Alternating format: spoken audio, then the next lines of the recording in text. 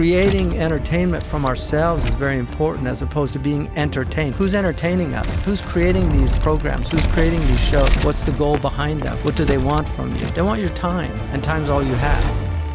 Over the last 2 years, Sheikh Hamza, the world got to see what true faith really is like by way of how relentless the Palestinians were. Yeah. The Israelis, this is the first time in 3,000 years they've had power. They've been a subjugated people for 3,000 years. Since the Davidic time, a lot of people are going to be terribly shocked by the suddenness of it. You know, Allah's Arham Ar-Rahimin and Toba is real, and the Prophet never made people despair. La tayasu min ruhillah. I genuinely believe a lot of the attention-seeking behavior of modern people is because they're not getting enough attention from their mothers in those early years. The beauty of the Prophet ﷺ is he said, I didn't see any evil except I warned you about it, and I didn't see any good except I directed you to it. Is there anything that you have today, Sheikh Hamza, that you prayed for when you were younger?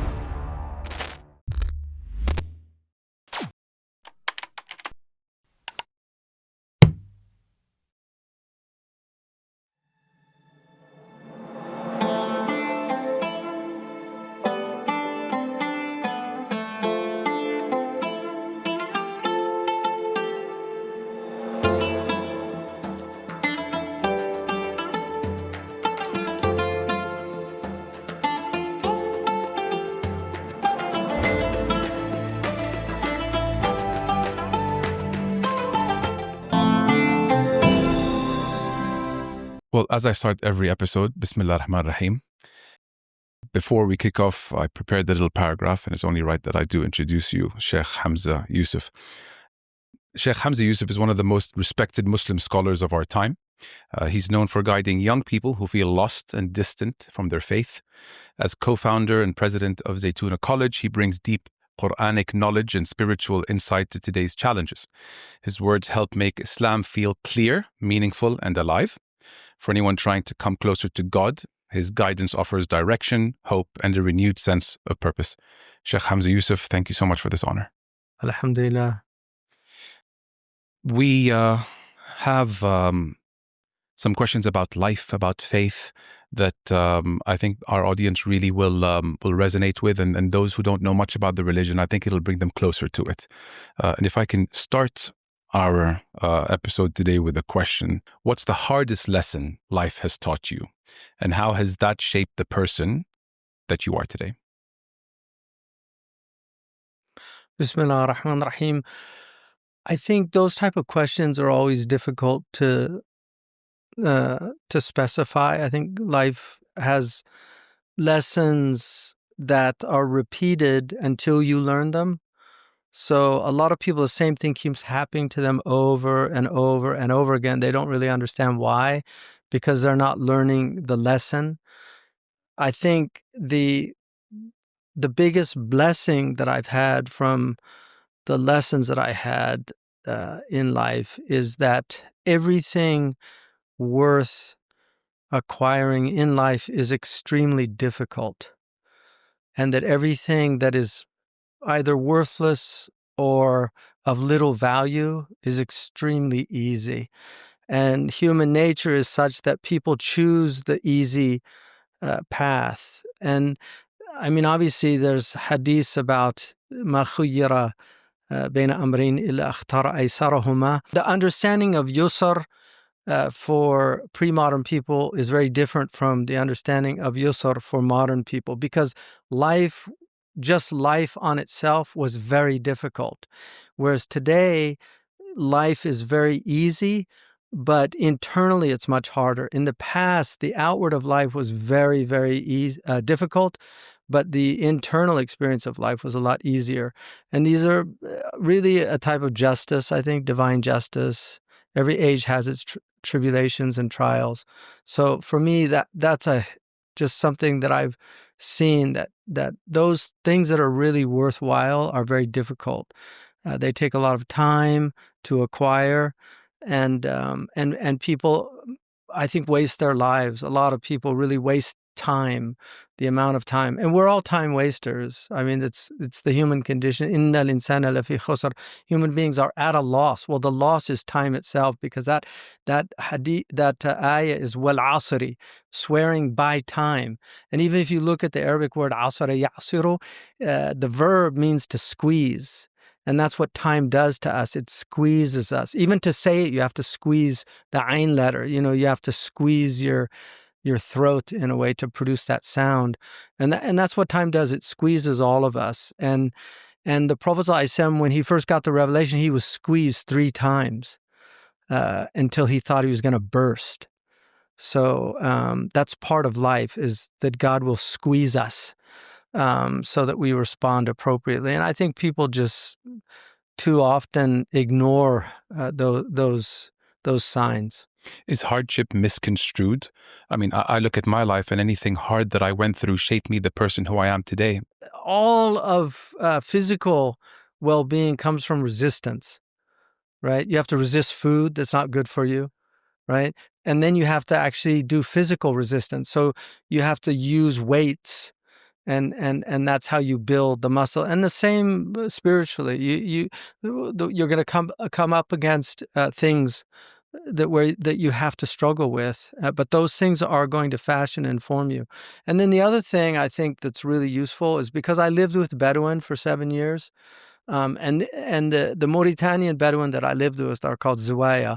They are unique amongst Aboriginal peoples in that they're the only scholastic nomads. So they have a great tradition of scholarship, but what they really taught me is that you don't need anything in this world. Homeless people teach you that you don't need anything in the world to survive. Like, you really can survive on very little.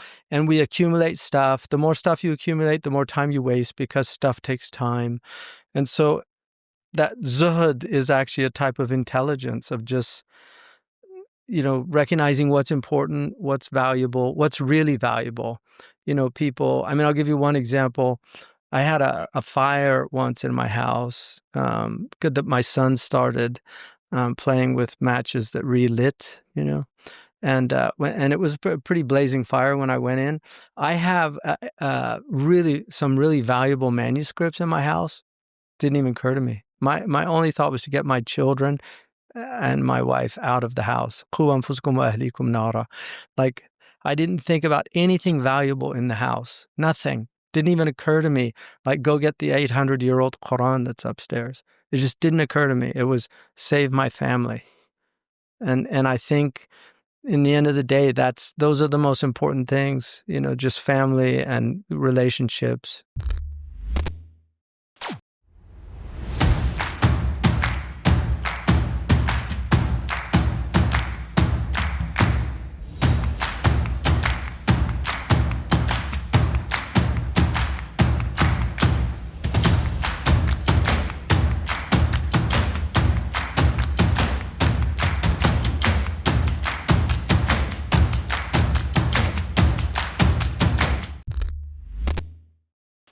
Sheikh Hamza, we live in a time where, like, the distractions are increasing year on year, and often that distraction, takes us away from praying on time, or remembering to do good deeds, or fasting, or any of the arkan. What can we do to remain more grounded in a life that just keeps adding distraction to us? Well, first of all, the word in English, distracted, used to mean insane. So you had this hospital. One of the first hospitals for insane people was called Bethlehem for the incurably distracted. So the idea of distraction, and you can see how they would call a distracted person kind of not well, because they're not focused. Like, one of the abilities of anybody who's sane is they can, maintain a conversation. A distracted person, they're going to be looking around. They're going to, even in prayer, the iltifat that the Prophet said, that يختلس الشيطان من صلاة أحدكم, like, it's shaitan steals from your prayer by distracting you. So you see people's, they're looking right or left instead of being focused in their prayer. So distraction is a human problem. Humans have always been distracted, but now we have tools of distraction that are marketed to distract people. So if you look at the what they call the feed, see in Arabic they translate it as taghdiya, right? Your feed, like doom scrolling, right? Which is very interesting because doom is the old word for day of judgment, doomsday. Of course, of course. So doom, the feed is, the taghdiya is not for you. You are the feed. You're feeding the machine. It's the opposite, because the machine can't survive without your time. So if you look at the data centers that they're creating now, these are massive data centers for these AI projects. These consume vast amounts of water and electricity. You're having blackouts in cities where they've put these data centers because the drainage is so immense. It's an insane project, and there's a kind of madness to it, but you are the feed. You're feeding the machine, and it's giving you all these things that it finds out what you like, what you don't like. And so it sends these things. But in the end of the day, the proper ta'rib is not taghdiya. It's actually ma'laf. It's a feed is for animals. It's where the trough, where they go and they feed. So it's like the beast is consuming us, because time is the essence of life. وَالْعَصْرِ إِنَّ الْإِنسَانَ لَفِي خُسْرٍ. By time, verily, the human being is at loss, right? All of us are losing time. And then there's a istithna, إِلَّا الَّذِينَ آمَنُوا وَعَمِلُوا الصَّالِحَاتِ. Those people they're utilizing their time. And it's basically their belief and then what motivates their actions, which is motivated by belief to either do good or something like that. So I think people at a certain point, one of the things that we were just talking about earlier, ma adghaytuhu, like in the end, the qareen, right? And now we have qareens in our pocket. We carry them around. In the past, you had to find somebody to backbite with.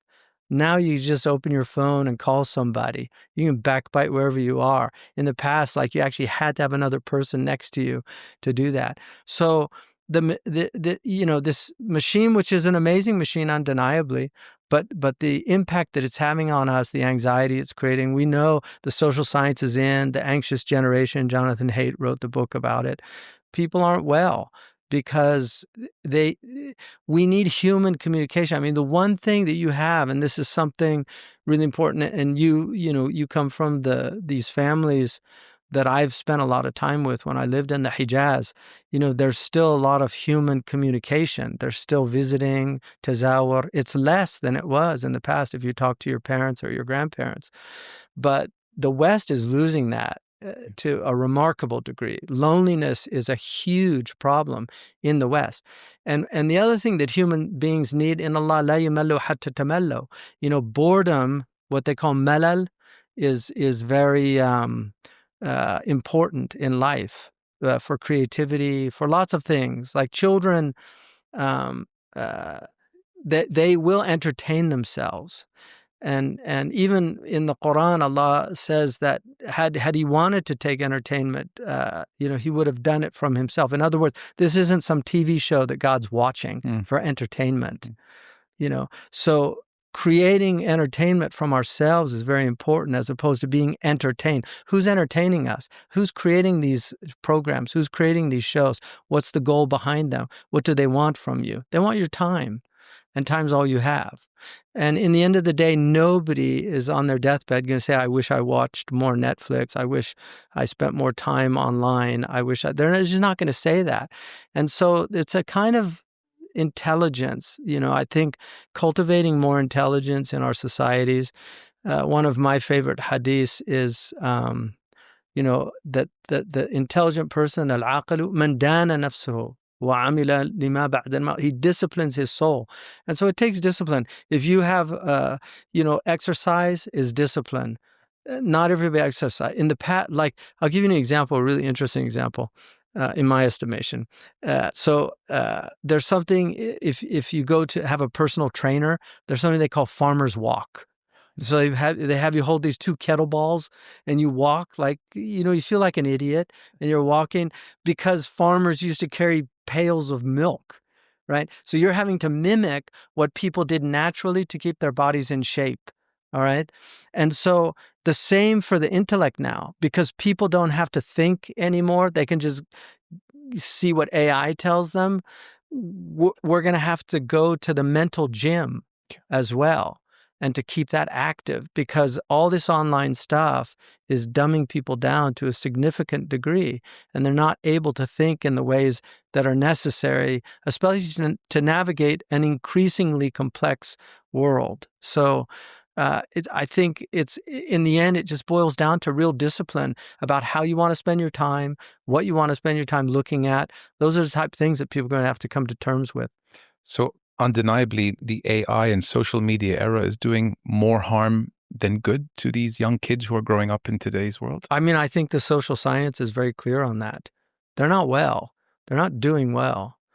I don't think that the social scientists have no doubt about this, the ones that are honest anyway. But there's a lot of money to be made, and this is, the consumer society is consumer in Old English meant the devil. Is one of the words for the devil, because the devil consumes our time and consumes the souls eventually. So, but every time has its tribulations. Our time is not different in that, but we're dealing with challenges that are, even just the image-based society is a massive challenge, because in the past, I read an article that said an average human being now in the West, like in America, sees more images in a day that a person in the 19th century saw in their entire lifetime. So if you think of just scrolling, all those images that you're seeing, those are all being, they're there. I knew somebody who had been addicted to pornography, and they became Muslim, and they told me how they couldn't get these images out of their, It's like stored in the back of it. and they said that they would show up right when they did takbir. Oh, God.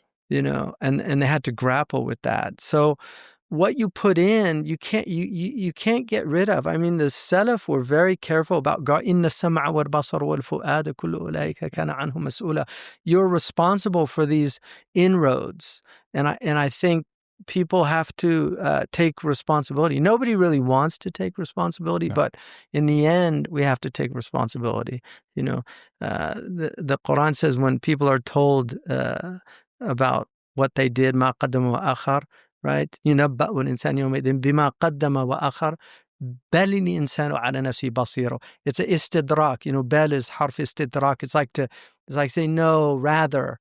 Yeah. Like he already knows. He doesn't need to be told what he did. He knows what he did. We know. وَلَوْ أَلْقَى مَعْذِيرًا. Even if you give your excuses, everybody knows. We all know in our heart of hearts the amount of time we waste. We all know, the things that we do, the backbiting, the lies that people tell, all these things, they're all, we're aware of it, even if we pretend not to be. On the topic of, you things are stored in your mind and what you put your body through, one of my favorite titles for any book is The Body Keeps the Score. My question for you is, will God ask us what we did with our bodies, what we saw, what we heard, what we put our bodies through? Are we held accountable come Judgment Day? One of the most amazing aspects of the Quran is it tells us everything's recorded. And now we have these machines that are recording everything. If you just look at when Steve Jobs introduced the iPad, he showed the 2 alwah of Moses with the 10 commandments. He understood that it was a type of lawh, and we have this concept called lawh al-mahfuz, which has all knowledge. Everything that has been, will be, and is stored in this al-kitab, the matrix of all the books.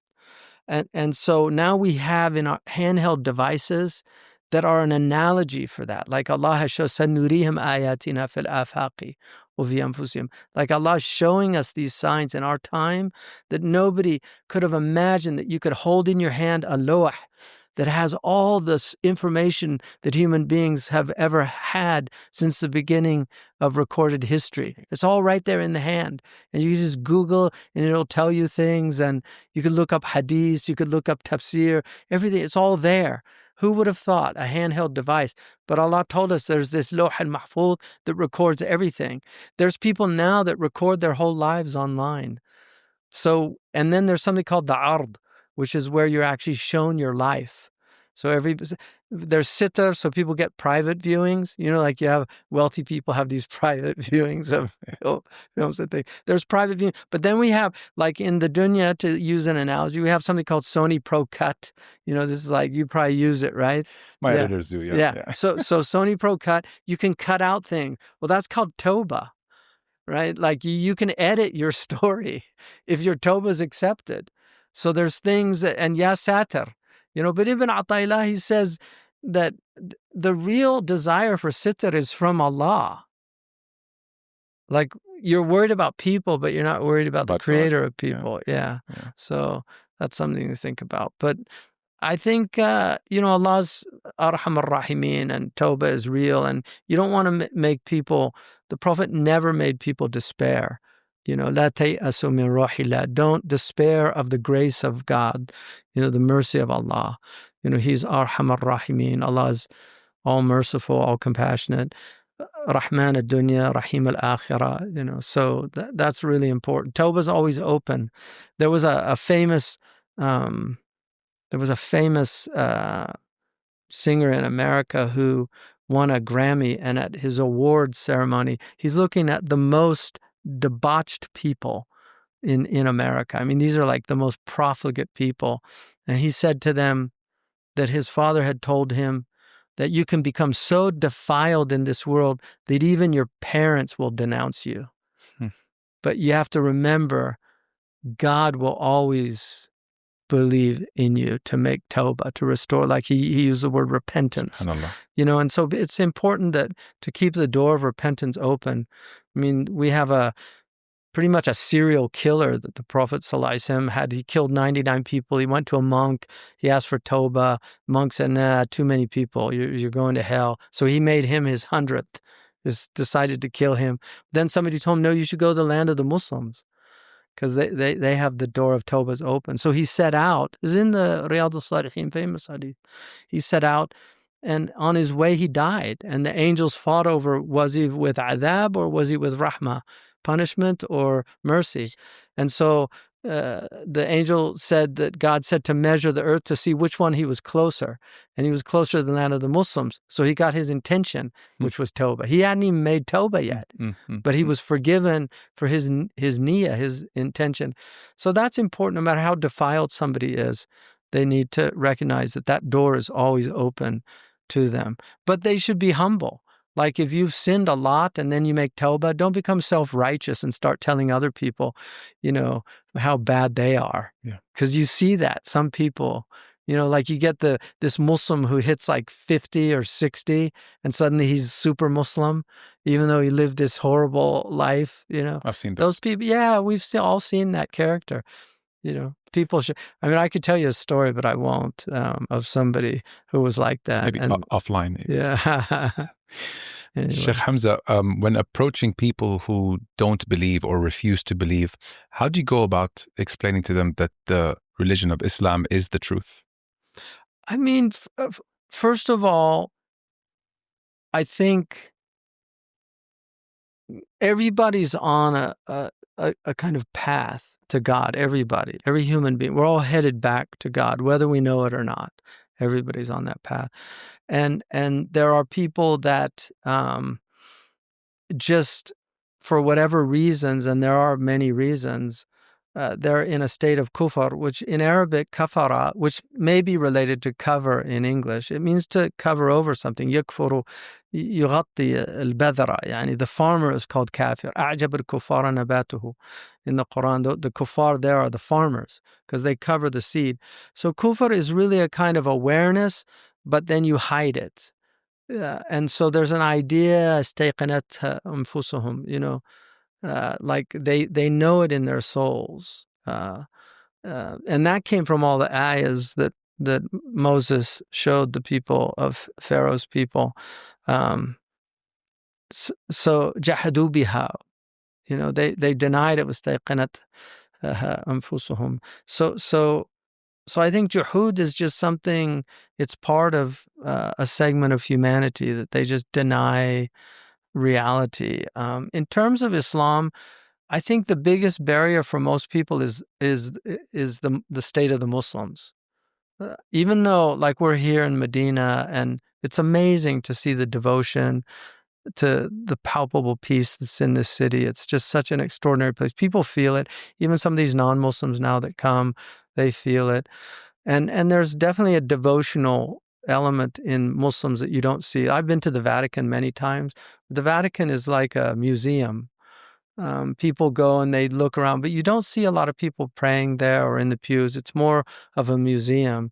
Whereas when you come here, even though unfortunately all these people taking pictures and videos, and like that, for me, that's a great disappointment to see that, that this obsessive, because when I first came here and I actually appreciated it, they used to prohibit pictures. Yeah. And I actually really appreciated that. That wasn't something that bothered me. I totally understood it because I've never been a photograph person or a film person. And then also the TikTok phenomenon is very dangerous because it will create attention deficit disorder. You cannot think if you're watching these 2-second videos and just one after another. It's not a healthy thing for people. People need to go out and just get sunshine and I mean, this is one of the most beautiful countries in the world. People don't know it. They're only starting to discover the richness of the Arabian Peninsula. I mean, there are some of the most beautiful places in the world in this country. The desert itself is, the French have a term for being baptized in the desert, the solitude that you feel. I mean, even Hamza radiallahu anhu said that he knew in traveling in the desert that this couldn't have all just been happenstance. Like just being out in the desert is a place where your mind gets cleared. Humbles you. Yeah, it's very humbling. Yeah, the vastness of it. Yeah. Have you been to the south, the Abha region? I haven't, but I've seen nice. it, yeah. It's like Switzerland in the summer. It's all green mountains. Amazing. But I have been to Ta'if, and I've been to the Eastern Province. I've been to Madain Salih, those places. It's stunning. Yeah, it really is. Speaking of Instagram and scrolling, I found a couple posts the other day that made me say, interesting. There was a person doing sujood, and the caption said, do this posture for 20 seconds a day because it'll allow the blood to go to your head, and do this 3 times a week.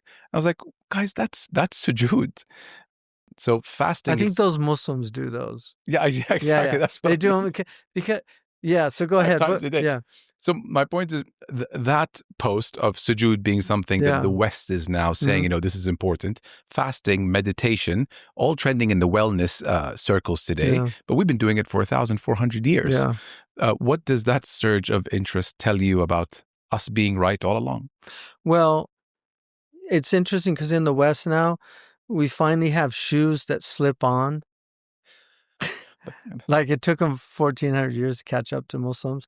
Yeah. Muslims have always had, they just slip on. Yeah. You don't have to tie the shoes anymore. Yeah. So there's a lot of things. They're finding out about all the superfoods that Muslims have been eating for centuries, like pomegranates, dates. There are all these superfoods. You go to Whole Foods, dates are in the front and center. Ajwa even, yeah. So from that point of view, there are some really interesting phenomena. In terms of the prayer, I mean, it's undeniable that there are physical benefits to prayer. Even the movements. One of the things that I've noticed that has troubled me is so many people using chairs now in the mosques. That I think that's a very new phenomenon. Like I don't ever remember. I mean, obviously, somebody, if they genuinely have difficulty, then they're allowed to do that. But a lot of it is just because people are always sitting in chairs now. Like Muslims always, the Prophet said, "Ajlisu kama yajlis al-abd." Like he sat like the servant sits, and so he sat on the floor. That's a natural stretch, and that's why people that sit on the floor, they can sit in chairs, they don't have a problem. But people that sit on chairs all their lives, they can't sit on the floor. Yeah. So a person who sits on the floor primarily, He sits on a chair with no problem, but he can't sit on the floor. Mm-hmm. So just those natural stretches are amazing for the body. I think, prayer for me, stopping throughout the day and just recentering is really important. I've been praying 50 years now because I've been a Muslim for 50 years, and I couldn't imagine not praying. Doing the Quran also. Imam al-Bannani, a great Moroccan sheikh, he said that he struggled with the Quran for 20 years, and then he delighted in it for 20 years. And that gets back to what we began with, that hard things, that exercise is hard, but in the end, once you have done enough as a discipline, you can't not exercise. Yeah. Like people that exercise all the time, meaning regularly, not too much, because you can do too much of that also, but they don't like, if they miss a day, it's just not a good day for them. And for me, that's the way, like the Quran is like that. It's something that if you get into the practice of it and habituate yourself to it, the Arabs say, كل شيء بالعادة ولو العبادة. Everything has to be habituated.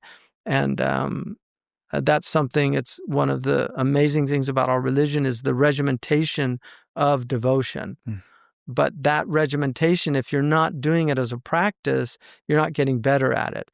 I mean, he actually recently died. There was a very famous musician in the West who became Muslim. His name was Hamza Thompson. He played with Yusuf Islam and a lot of very famous people. He's a bass player. And Allah yarhamuhu, but he, very, very nice man. He once said to me, "What does practice make?" And I said, it makes perfect. He said, "No, it doesn't. It makes permanent." He said, "You have to practice the right thing to move towards perfection." And so part of our practice, the prayer should be getting better.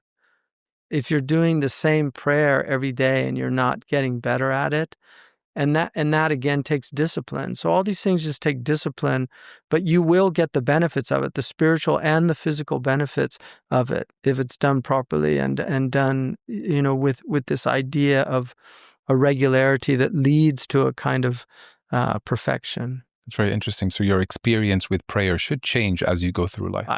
Hopefully.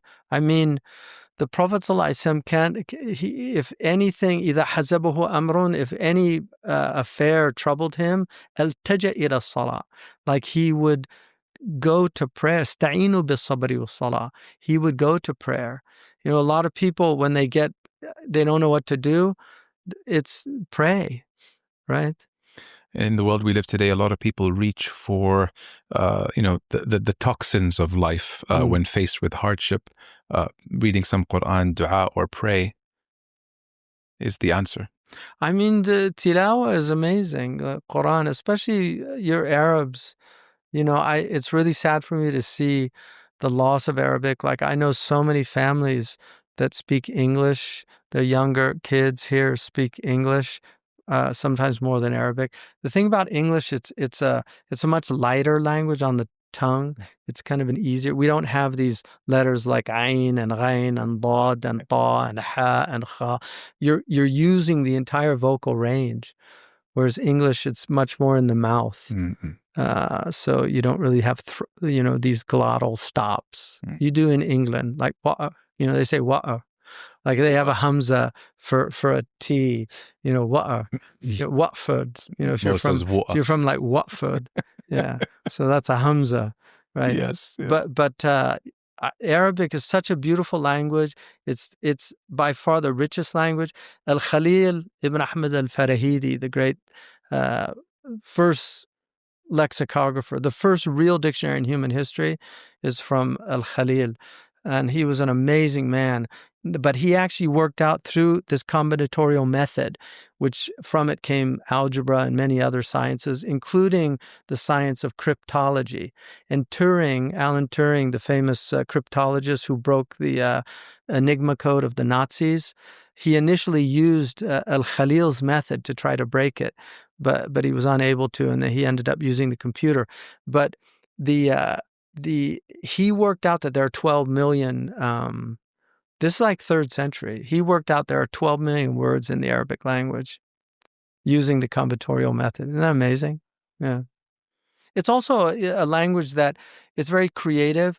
Like, for instance, in English, we say telephone, which comes from Greek. Telos means far, phone means sound. So it means far sound. But Arabic already had the word hatif, because hatif is a voice you can hear but can't see. Hatafa yahtifu hatif. And that's why they called hatif Omar when he said, Ya Sariyat al-Jabal. You know, he was using like a spiritual AT&T, you know, like communicating to somebody. He was in Medina and he communicated by angelic cell phone with his general that's a well-known mu'jiza, karama, rather. On the subject of Arabic calligraphy or lettering, it's becoming a trend for those in the West to have tattoos in Arabic. So they'll get their name in Arabic. Yeah, terrible. Really trendy. So the Prophet _, he prohibited tattoos, and the tragedy of it is we have what's in our tradition, we have temporary tattoos. Henna. Yeah, this henna. Yeah. You know, so the women have always done tattoos. Yep. So I would warn these people, think before you ink. You know, just really think about it, because humans change their mind and you can't change that. It's toxic. You're putting toxic ink into your body. They've shown the ink actually shows up in the lymph nodes in autopsies. So it's actually absorbed by the body. We don't really know what it's doing, but we know that the Prophet ﷺ told us not to do it, washam. And so traditional societies did it for reasons, like the Bedouin. There was a lot of theft of children, and so they would often mark the women, especially the women, they would mark them. The shuluch in Sudan, the tribal identification, that was often to identify for kidnapping, because tribes would raid and they would take the children and things, so they could always identify where they were from. These are, peoples where you lived in these pre-modern societies that didn't have laws and rules. And obviously there are some cultures like the Maori culture, but those are war. It's not. Yeah. They do them to scare their enemies and do these things. Yeah. These are primitive cultures that. So I just, it's really sad for me to see Muslims following. The Prophet called it the lizard's hole, sallallahu alaihi wasallam, down the lizard's hole. Like he said, if they do something, you'll end up doing it. But one of the things about the human being is we're called bashar, which bashara is skin. And Allah has honored the human being with skin. Like animals have fur or feathers. And the two animals that, of the mammals, the two animals that don't have fur or feathers are humans and pigs. And pigs have to roll around in the mud to cover themselves because they need to cool off because they have a problem with their sweat glands. Whereas human beings were given bashara because we're honored with clothes to cover ourselves. And so it's such an honor, and Allah has made the skin so beautiful. It's one of the most beautiful things. That's why it's covered in our culture. Men and women are supposed to cover their skin, and because it's so beautiful. Yeah. Yeah. And it's meant for the husband and the wife. And so the other thing, I genuinely think, and this a theory of mine, I genuinely believe that a lot of the attention-seeking behavior of modern people is because they're not getting enough attention from their mothers in those early years. So children that are raised in these daycare centers, children that have, servants, and the mothers just don't really pay a lot of attention. A child in the first 5 or 6 years of life needs a massive amount of attention. They need to be constantly loved and given the nadhara, the nadhara is real, like looking at, there's a whole theory about the nadhara from the French psychologist Jacques Lacan. He was a Freudian psychologist, just about the glance of the mother and the importance of the child seeing itself through the glance of the mother. And there's an immediate connection with the mother and the child. And if they don't get that, they're going to spend the rest of their life trying to get it from other people. Mm-hmm. So they end up having to tattoo themselves. Look at me. I'm here. I exist. Dye their hair purple, put bones in their nose, all these ways. It's all attention seeking. Yeah. And it's very sad to see it, and they don't even know it. Like a lot of them are completely unaware that that's what's motivating them. It's quite tragic. I mean, if somebody did it before they were Muslim, or if they weren't practicing Islam and they did it, it's inshallah maghfur, forgiven. But if they're Muslim and they're practicing, and you can't disobey the Prophet ﷺ about something like that. And the beauty of the Prophet ﷺ is he said, I didn't see any evil except I warned you about it, and I didn't see any good except I directed you to it. The beauty of the Prophet ﷺ's teaching is all of it makes sense, all of it's good for us, none of it is harmful. There's nothing he told us to do that's harmful for us. Everything he told us is good. So if he told us not to do tattoos, there's a reason why. And I would just take that advice, because all of his advice is, مَا نَهَاكُمْ عَنْهُ فَاجْتَنِبُوهُ, whatever he told you not to do, avoid it. وَمَا أَمَرَكُمْ فَأْتُوا بِهِ مَا اسْتَطَعْتُمْ, like what you're able to. I mean, even that's lutf. Just do what you're able to. Yeah. Over the last 2 years, Sheikh Hamza, the world got to see what true faith really is like by way of how relentless the Palestinians were. Yeah. And people had a front row seat through social media. Yeah. My God, these people, people were saying it must be their land. They're ready to die for it. What does that tell you about, unwavering faith? I mean, the Palestinians, they're ancient people. They've been through a lot. They've been through many, it's been an area that's had many different people rule it over time. And the people there, the indigenous people, because they really are the indigenous people. And a lot of people are unaware of the fact that many of the Palestinians that live in Palestine, I'm talking about the Palestinians that have been there for really not even centuries, for millennia, they're actually converts to Islam. There's a narrative from the Zionists that these are Arab conquerors, that they came and they conquered the land. And then we're the native peoples, and it's not accurate at all. Even the DNA, if you Google Palestinian DNA, it's very clear. Their DNA is from that area, it's from that region. Most of them are from that region. There are Arabs, but they were always a minority in Palestine. Many of these people were actually Jewish and Christian converts to Islam. That's just a fact. Most of them have forgotten this. They don't know, but it's been proven by the fact that in the villages, a lot of the names that they use for the places are actually ancient biblical names, and that's how they were retained. When the Christian archaeologists went to Palestine in the 19th century, that's how they learned about it, was by asking the native Palestinians. They were the ones that knew what the original names of the places were. How did they retain those names? Because they got them from their parents, who got them from their parents, who got them from their parents, all the way back. The Arabs tended to give new names to places, but it's the fact that they retained those names is amazing. Also, Palestine is not a Roman name. It's actually an Assyrian name. It's far older than, so they are from a land that was called that. Israel is the name of Yaqub alayhi salam. It's a name of a man. In the past, Judea was a part of the country, Sumeria and these places, but Canaan, also Canaan, was a place. But Palestine, the Arabs called it Jund Palestine. That portion of the land wasn't all. All of that area by the Arabs was called Sham. It was Jordan, Palestine, Syria, and part of Lebanon. Southern Lebanon. That's all Sham. So when the Prophet said, Barakallah fi yamanina wa shamina, that's what he was talking about, that whole area. So Jordan is part of that blessed land. And so the Palestinians have been through a lot.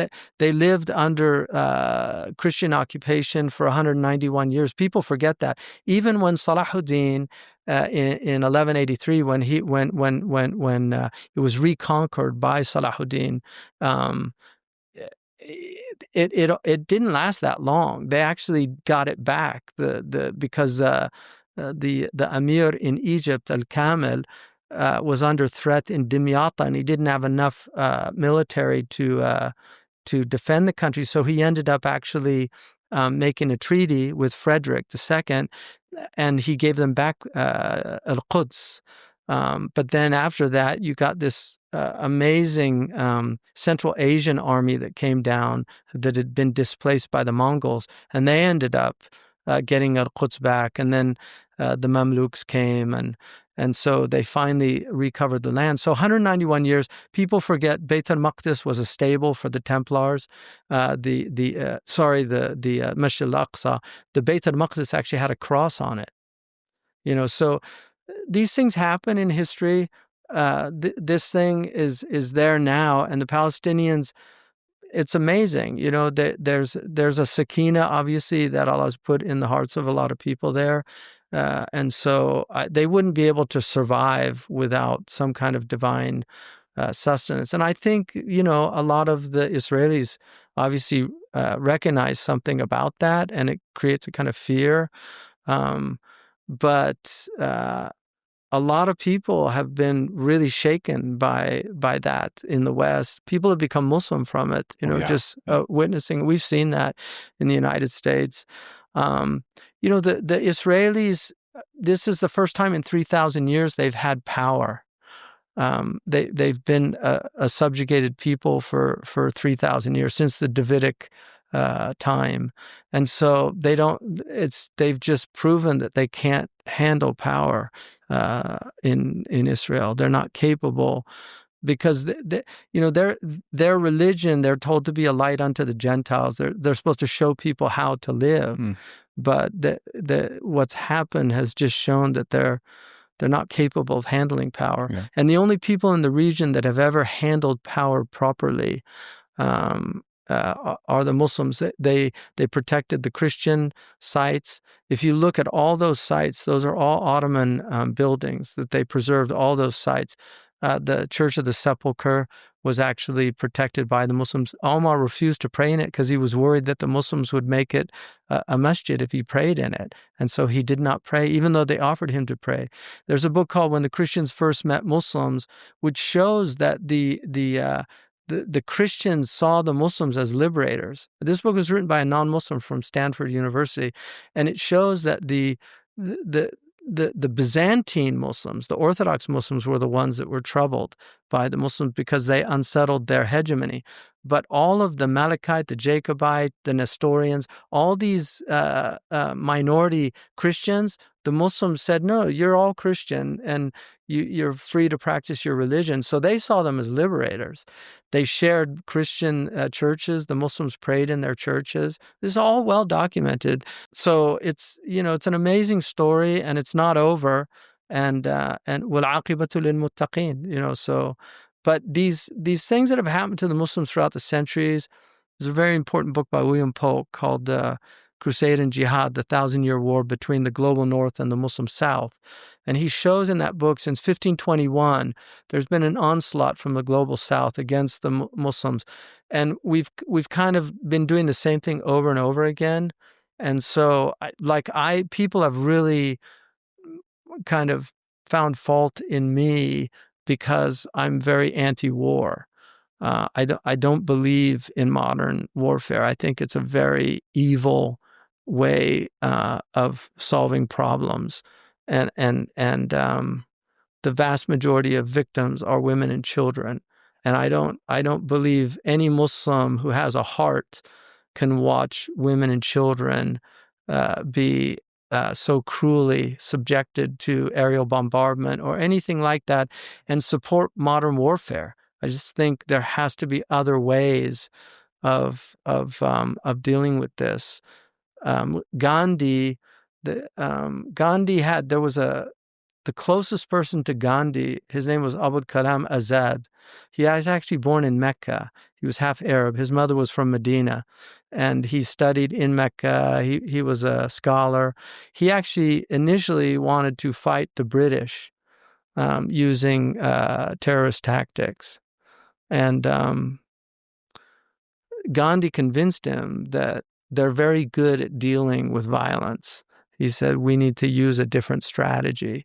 And so he and Abdul Ghaffur Khan, who was called the Gandhi of the frontier, he was a Pathan, these people actually convinced the resistance to be nonviolent. And they were able, it took them a while. Nonviolence doesn't work immediately. It took them a while because they began in the 1920s and they the British didn't leave until 1948. But they did accomplish what they set out to accomplish. But he was an amazing man, Abu Kalam Azad. He was really, really very interesting man. Anyway, I went on for a long time. I apologize. No, please. I loved every word of it. Obviously, you are known to be... I think it was 1187 when Salahuddin, is July 4th, that Hittin was the battle. 900 years ago. Yeah. You are known to be someone who reads a lot, of course. You love your books. Outside of the Quran, let's say Quran being number one, can you list us a number of books that you favored over the years? I mean, if you want to understand the modern world, I would recommend reading all of Dostoevsky. I was really happy to be in Al-Ahsa many years ago in a diwan, like a salon, what do they call them? Salon, yeah. Yeah, salon. And the discussion that night was on the brothers Karamazov. Okay. Ikhwa Karamazov. It was really amazing. It was with the Al-Mubarak family, and they were talking about Ilyosha and Ivan, and I was just really, because it's been translated into Arabic, obviously. But Dostoevsky, I think of all the modern people, he really understood the age. There were two great, to use the term in a Western sense, not in it's not, I don't mean by Nibi, obviously, but the two prophetic voices of the West are Nietzsche and Dostoevsky. Nietzsche arrives at disbelief and Dostoevsky arrives at belief, but they both understood the modern world in a really deep way. Dostoevsky, if you take his book, The Underground Man, which is where I would start, The Underground Man is a book about somebody who's just filled with hiqd, he's just a resentful person. He actually begins by saying, if I translate into Arabic, if I was the translator, I would begin by saying, Ana rajulun marid, rabid. Rabid in Arabic is marbid, there's a place where the animals, the sheep go. But the Prophet ﷺ has an amazing hadith where he said that towards the latter days, he said, يُكَذِّبَ الصَّادِقُ وَيُصَدِّقَ الْكَاذِبُ وَيُؤْتَمَنَ الْخَائِنُ وَيُخَوِّنَ الْأَمِينَ. And he said, وَيَتَكَلَّمَ الرَّوَيْبِضَةُ. And they said, مَنْ هُمَ الرَّوَيْبِضَةُ يَا رَسُولَ اللَّهِ. And he said, الرَّجُلُ التَّافِهُ أو المرء التافه يتكلم في أمور العامة. And to me, that's every podcaster and geopolitical analyst on YouTube. Like, it's just all these rawabida who have no influence, they have no power, they're not in government, and they pontificate about governments and tell you, oh, this and... There was one man in New York who I saw an amazing thing where he was actually... He was a correspondent for Egyptian television, and he was a political analyst from America, and somebody actually hunted him down and found out he was actually a falafel. He had a falafel shop, and the place that he kana yabuthu minhu, like it was literally in the back of his falafel shop in New York City, and he had a big map of the world, and he would pontificate, and he was a falafel salesman. It's just amazing. And so this is kind of an age of the Rawabida, and that's what the Underground Man is. It's about Rawabida. It's about people that feel like the world's not listening to them, and they have so much to tell everybody, and nobody appreciates them. It's every person online who's attacking people. Comments. They call them keyboard warriors. Keyboard warriors. That's the Rawabida. So that's and then he wrote Brothers Karamazov, where Crime and Punishment is about moral relativism and the effects of sin on the human being. That moral relativism is a lie, that the soul is affected by sinfulness. And then Brothers Karamazov is about dealing with the crises of atheism and what an atheistic life leads to. And then he wrote a book called The Gambler, which is about addiction, because this is the fundamental disease of modern people is addiction. Addiction to these machines, addiction to drugs, addiction to alcohol, addiction to attention, addiction to fame, the YouTube influencers, all these addictions, which there's a ishara in it in Fitnat al-Ahlas, because one of the halas, Yahlis is to be addicted to something. So I think even though there's a whole other interpretation of ahlas, it's like hils al-bayt, staying in the house and not late. It's al-hils is something yulazimuhu. It doesn't leave him, because hils al-sarj is what you put under the saddle because it's up against addicted people talk about having the monkey on their back. It's like they can't get rid of it. It's mulazim lahum. And then he wrote The Demons, which is about terrorism and about ideas and how they infect people. Like ideas are like viruses that literally take hold of people. And once you get an ideology, you're finished. Yeah. You can't think anymore. So would you say a modern day superpower would be to have no addictions? I mean, I think we're all addicted to certain things. Air is certainly one thing we're all addicted to. I mean, there's things we can't do without. Like cheap dopamine. But yeah, I think dopamine hits are very dangerous. I actually think Parkinson's is a massive problem. And I think there's probably a relationship to all the dopamine stimulation, because Parkinson's is related to dopamine in a very deep way. So who knows what this stuff is doing to us? We don't fully know. But that's one. In literature, in terms of Islamic tradition, there's 3 books that I would really put at the heart of any renaissance of Islam. The first one is Adh-Dhari'atu ila Makarim al-Sharia by Raghib al-Isfahani, and that's a book about virtue ethics, because I think the crisis in the Muslim world is not Iman. I think there's still a lot of Iman in the Muslim world.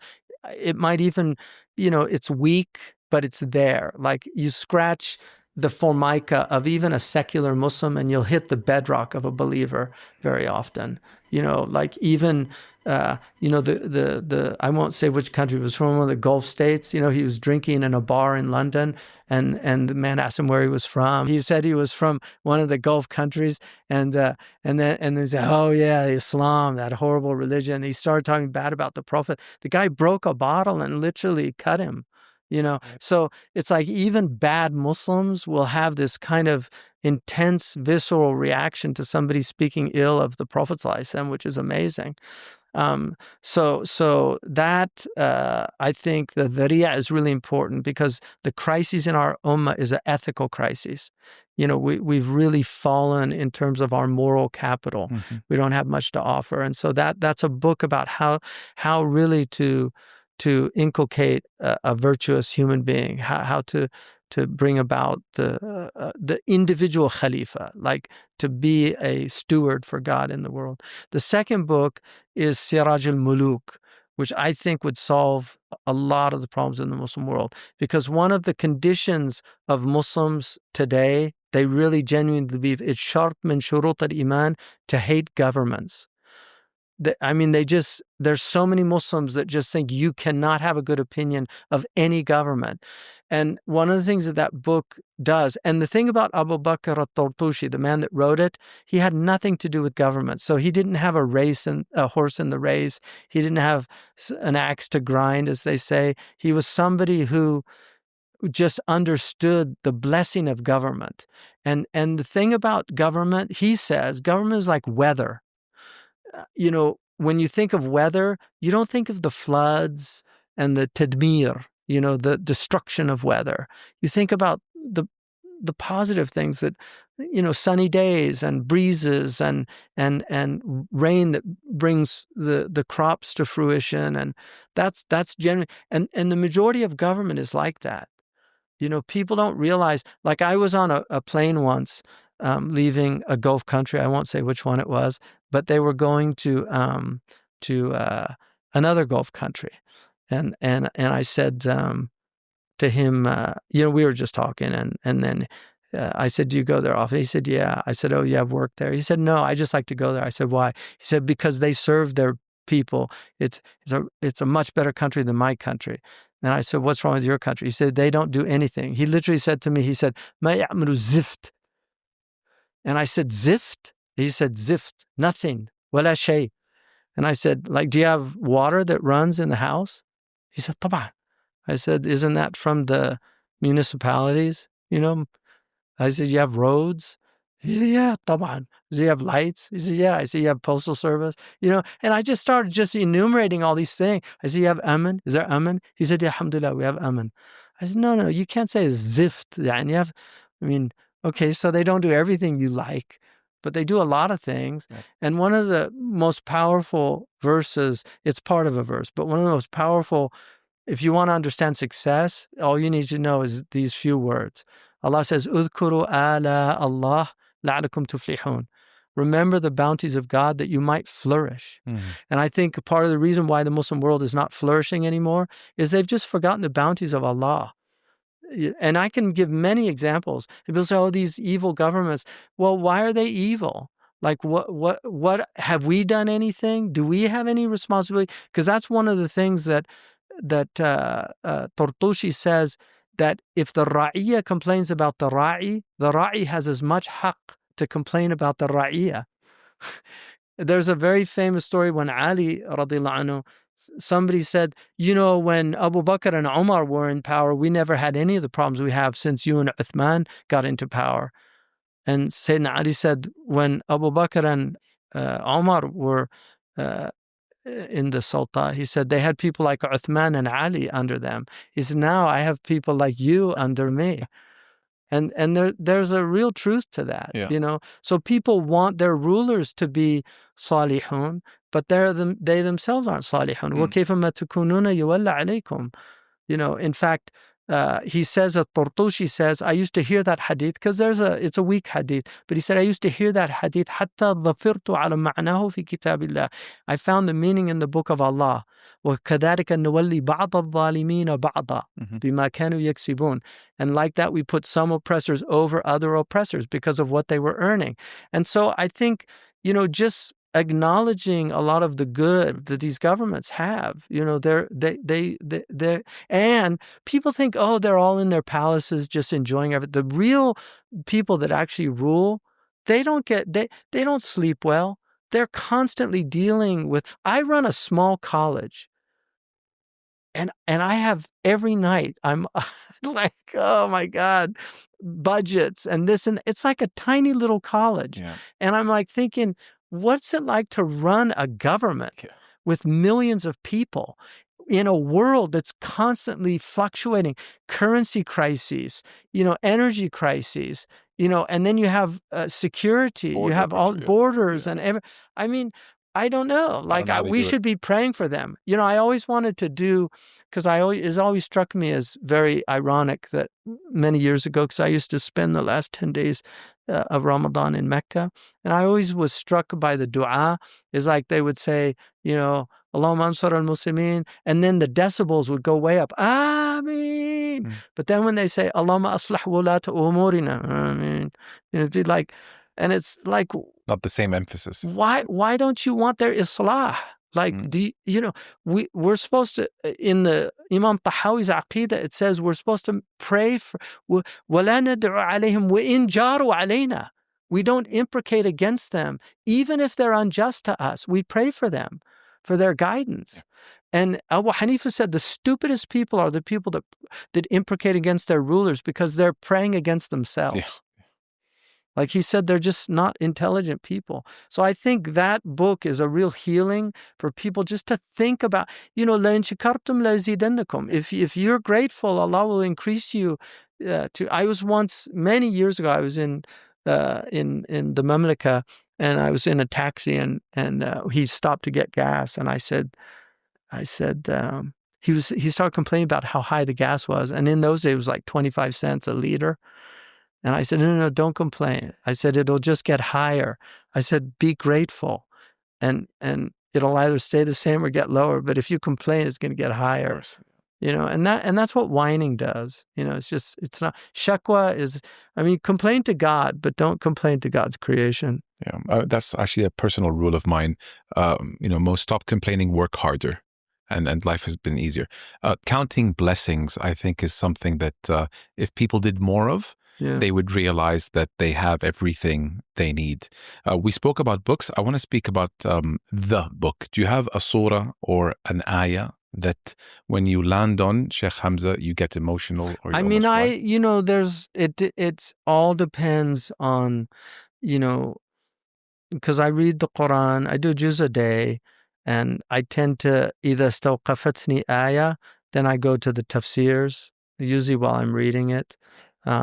So it just depends on what my hal is, what I'm reading, what I'm thinking about at the time. But things jump out at me from the Quran all the time. And then I see verses that I like. Why haven't I ever seen that verse before? Or I see it in a new light. Or when I look up tafsir, I'm always struck by the fact that sometimes it can be misconstrued if you're not careful, because you think you understand the word and then you realize it has a different meaning. But a couple of surahs that I really get excited about when I reach them, one of them is Yunus, and then Ibrahim has a real heavy impact on me. So there's just certain surahs that when I hit them, it's and the thing about the Quran is it's constantly giving.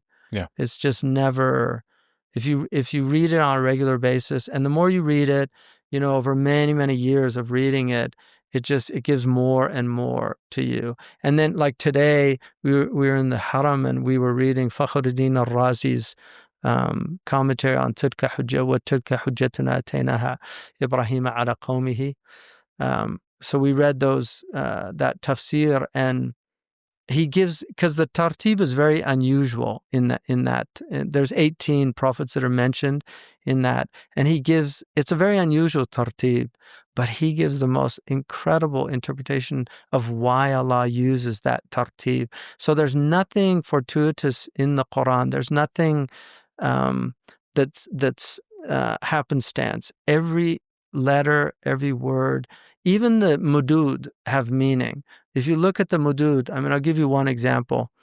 If you look at the when Allah subhanahu wa ta'ala tells the Prophet, that قَدْ نَعْلَمُ أَنَّكَ يَضِيقُ صَدْرُكَ بِمَا يَقُولُونَ.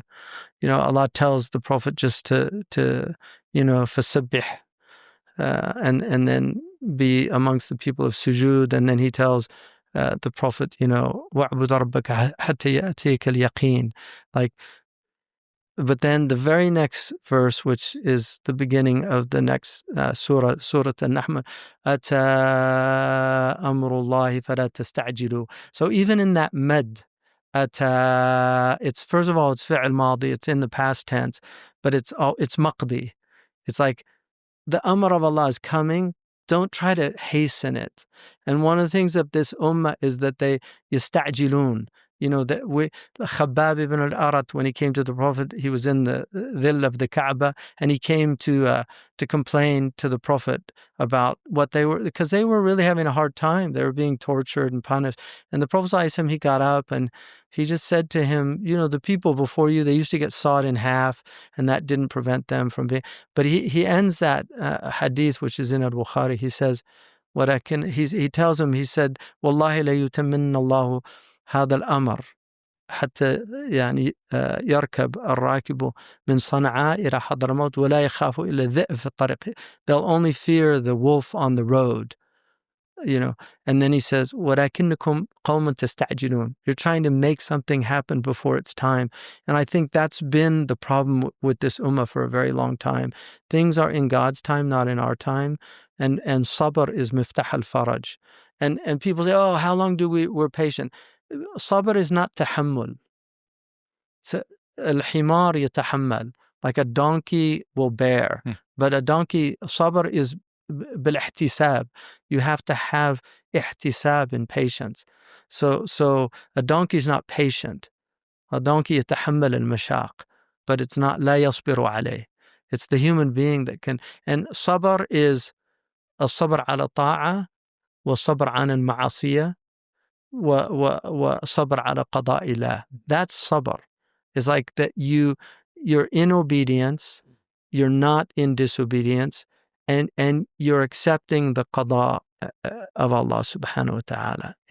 That's real patience. And we haven't been able to realize that as a ummah collectively. The third book is called, it's the sharh of Ahmed Zarruq on a book called Al-Mabahith Al-Asliya. It's actually a nazam, it's a poem on tasawwuf. And I genuinely believe anybody, even a person who adheres to the Salafi tradition, will recognize in this commentary the fact that much of what, people that come out of the Salafi tradition, what they condemn about tasawwuf is actually condemnable. There's a lot of things that had gotten into what is known as tasawwuf, or the spiritual side. But this book really redresses those things. And he talks, his last chapter is about the Sufiya, or the Mutasawwifa of the latter days. And he wrote this in the 9th century. So he was already complaining. Imam al-Ghazali has a famous book called Kashf al-Tabyin, بأن جميع الخلق من المغرورين. And he has a chapter on the ghurur of the Mutasawwifa. And so the great critics of Sufism were traditionally not this Salafi community, but it was actually the great Sufis themselves who criticized all of the innovations in tasawwuf, because you can't throw the baby out with the bathwater. I mean, tasawwuf was a central part of the religious tradition of Muslims, and I think a restoration of sound spirituality. Call it maqam al-ihsan, whatever you want to call it. But that's a really important. Without that, Abu Hamid al-Ghazali, what he showed was that, it's really the animating force. It's not a third of Islam. It's the spirit. It's the animating force of the faith. And so I think that's one of the areas where, unfortunately, the Muslims did not reform themselves. And so you got all these groups that were, what they were attacking, much of what they were attacking was actually, it was accurate, but they ended up throwing we say in English, throwing the baby out with the bathwater, which was the mistake. Yeah. When preparing for this opportunity to interview you, I was very excited about this question. Is there anything that you have today, Sheikh Hamza, that you prayed for when you were younger?